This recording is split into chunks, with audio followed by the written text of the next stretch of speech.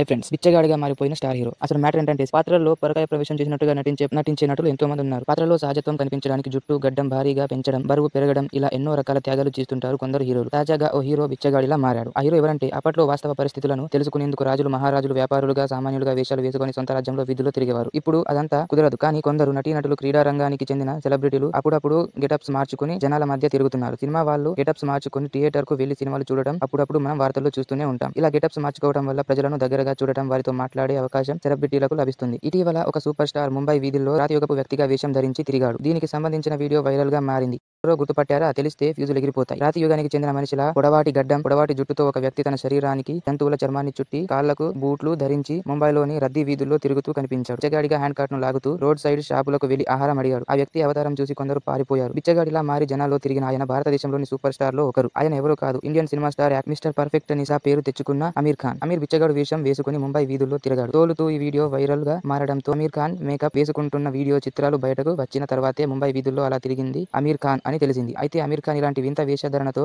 ముంబై వీధులు ఎందుకు తిరుగుతున్నాడో ఎవరికీ తెలియదు. అది సినిమా కోసమని కొందరు అంటున్నారు. ఈ గెటప్ పైన మీ అభిప్రాయం ఏంటో కామెంట్ చేయండి. అండ్ మన ఛానల్ సబ్స్క్రైబ్ చేసుకొని లైక్ కొట్టండి.